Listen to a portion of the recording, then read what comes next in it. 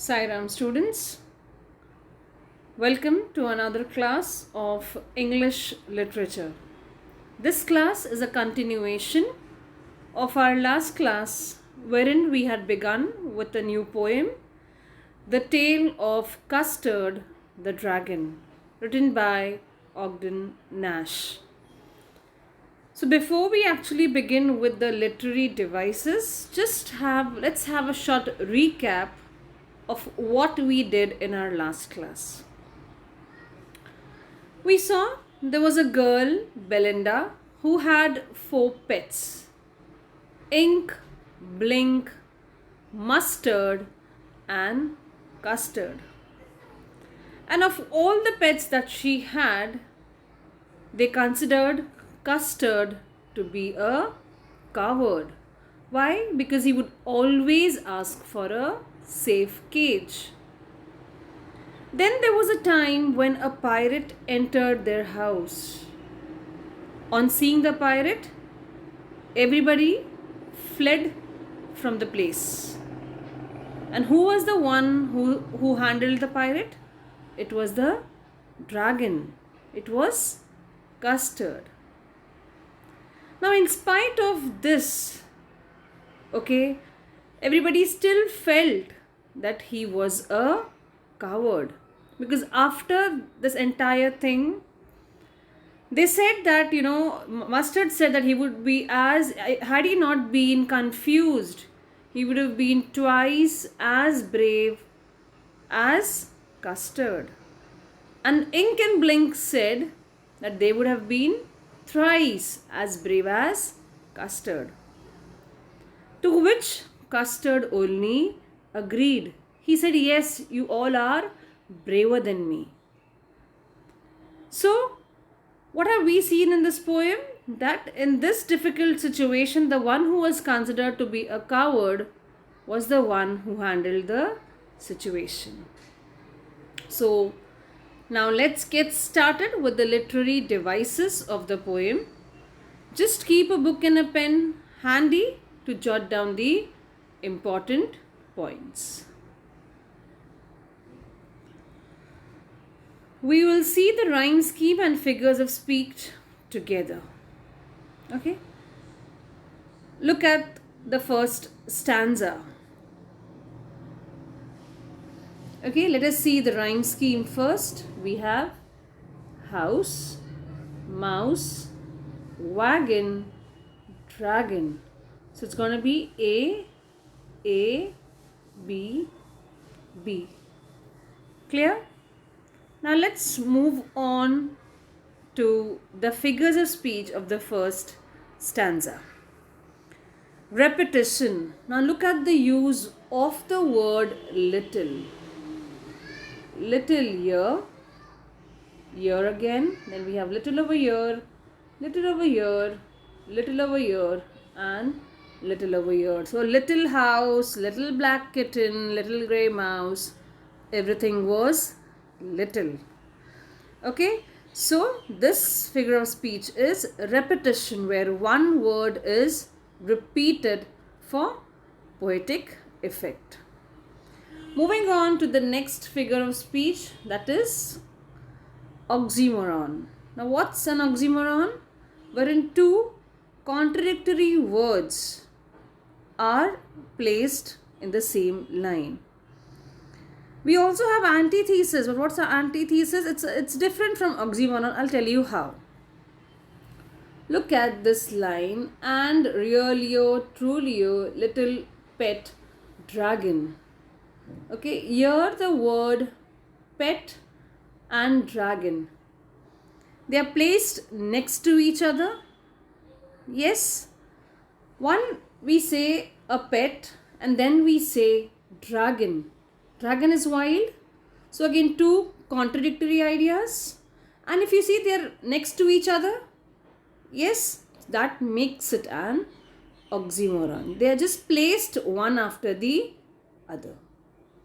Next figure of speech is anaphora. Now what's an anaphora? Repeated use of word at the start of two consecutive lines. And a. So two lines are starting with the same beginning. So the figure of speech is anaphora. I hope I'm very clear, and I hope you are jotting down all these points. Moving on to the next stanza.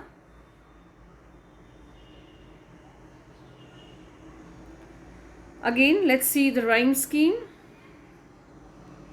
Look at these 4 lines. The last 4 words. It's ink blink, mustard and custard. They sound similar. So the rhyme scheme is going to be AABB. Now, let's see the figures of speech. The first figure of speech that they are discussing is a simile.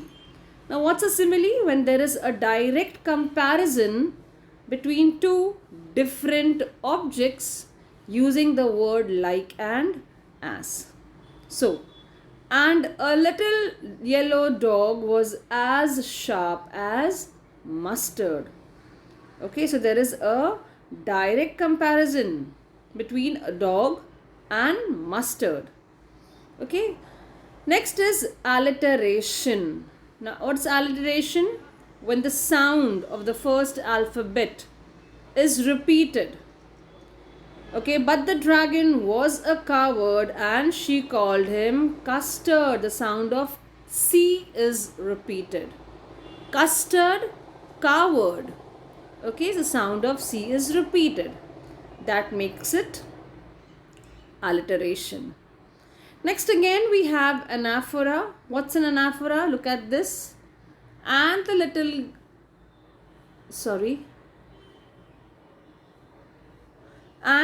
little grey mouse and the little. So can you see and the little is repeated? So that is anaphora. And then again the use of the word little we can see over here. So that is repetition. Clear? Moving on to the next stanza. Rhyme scheme again. Teeth, underneath, nose and toes. It's AABB. Again we have a simile over here. Dragon's mouth is compared with fireplace. Mouth like a fireplace. So there's a direct comparison between dragon's face, dragon's mouth and the fireplace. So that is simile.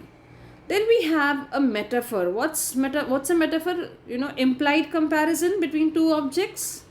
Okay. Chimney for a nose. So your chimney is compared to nose, but it is not a direct comparison. Clear? So that is metaphor. Again, let's see the rhyme scheme. Bears, stairs, rage and cage. AABB. Again, alliteration. Belinda was as brave as a barrel full of bears. The sound of B in Belinda, B in brave, again B in barrel and B of bears. That's repeated. That makes it alliteration. Then we have simile as well.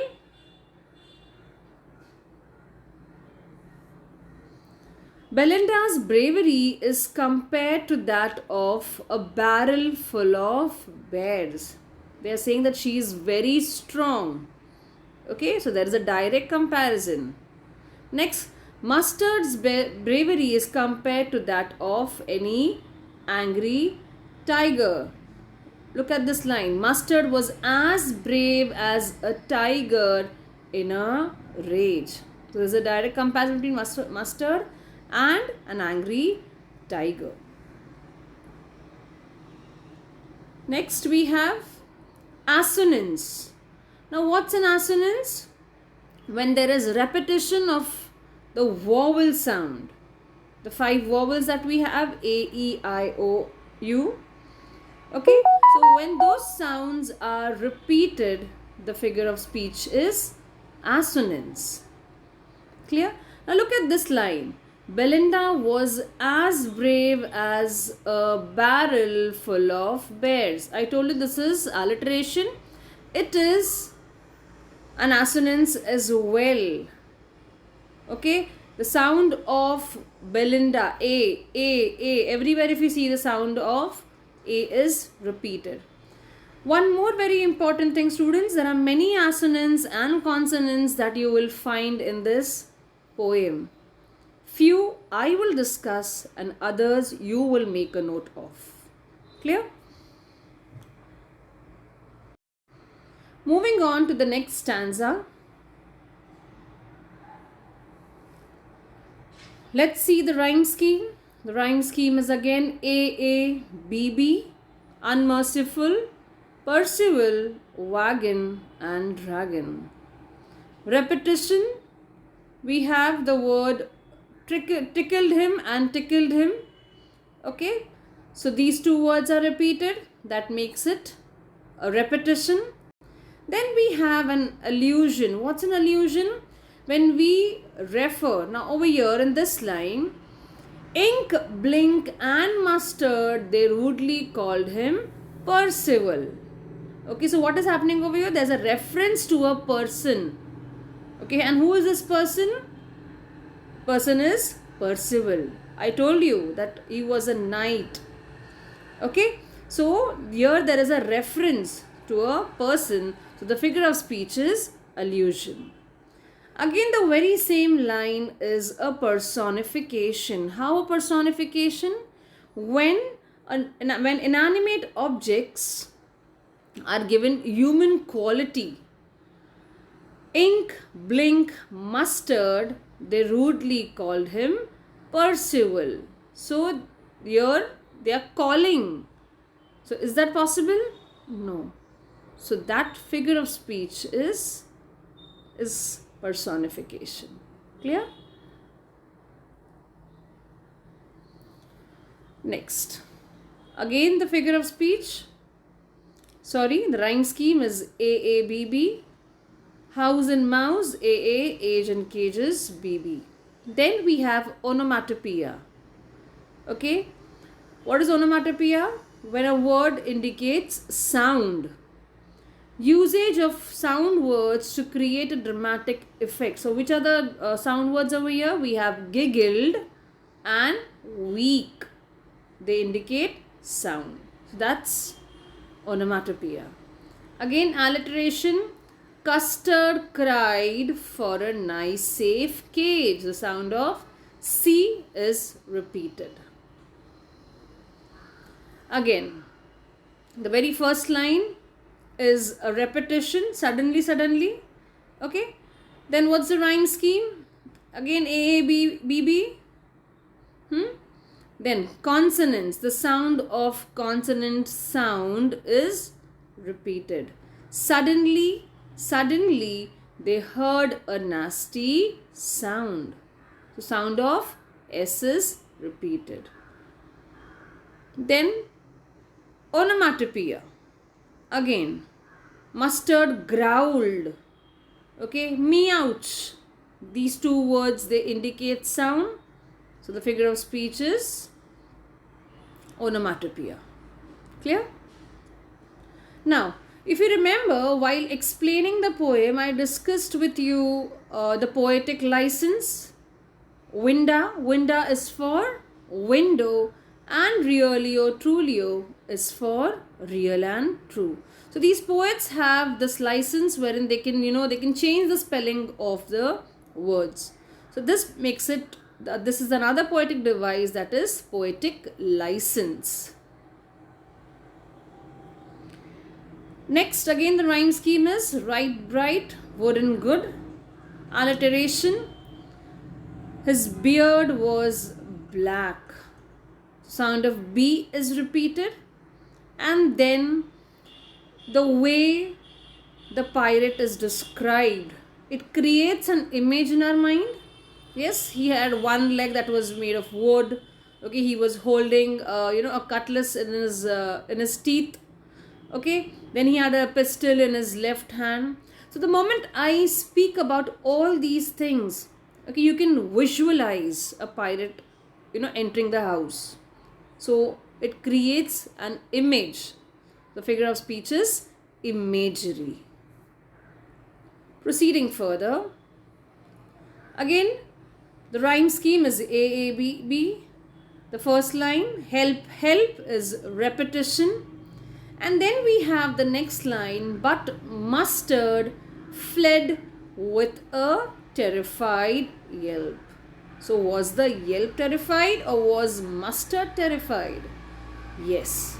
So the figure of speech over here is transferred epithet.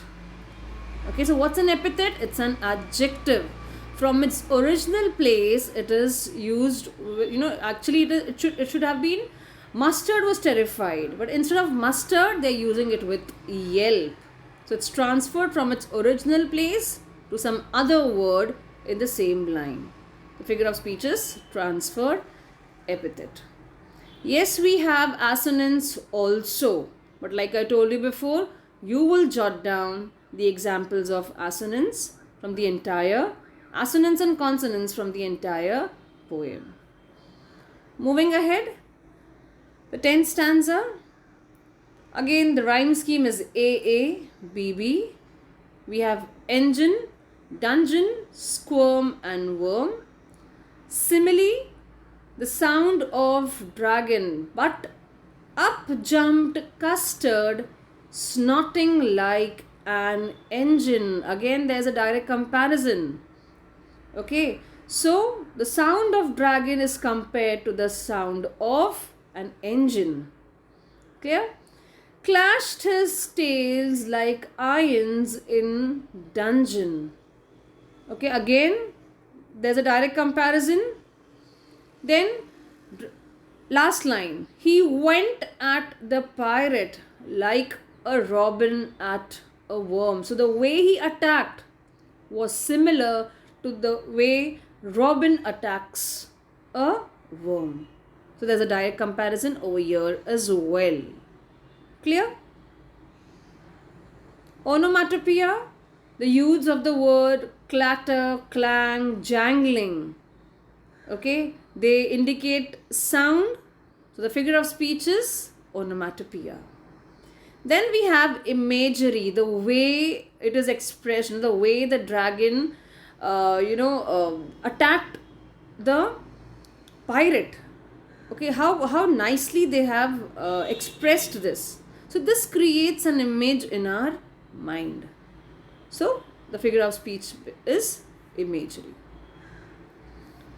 Again, let us see the rhyme scheme AABB. Alliteration for what? Gulped some grog. Again, sound of G is repeated. And imagery, how the pirate reacted.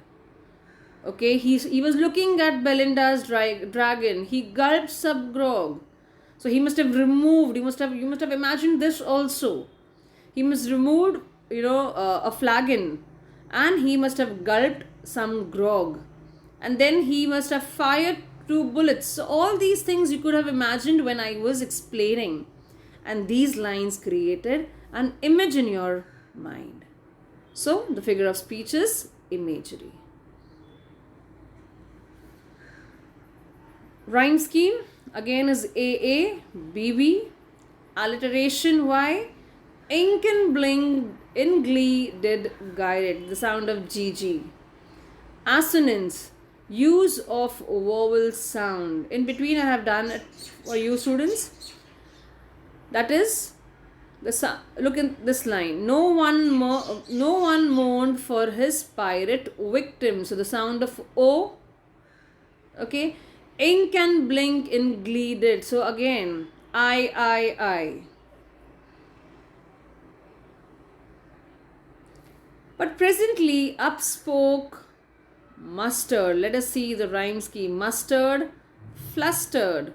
AA, blink, think. BB, agree. Me is going to be CC. Okay. Again, if you see, these lines are the repetition of the first stanza and the fourth stanza. So the figures of speech continue to be the same. Clear?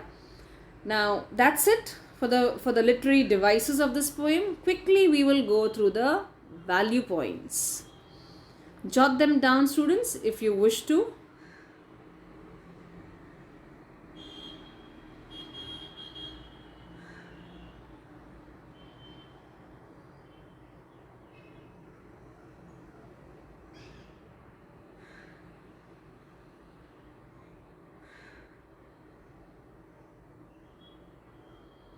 So that's it, students, for this session, and we are done with our poem, The Tale of Custard the Dragon. Now, along with this video link, there is another link which you have to click on and answer the set of questions. We'll catch up very soon. Till then, take care of yourself. Sai Ram and bye-bye.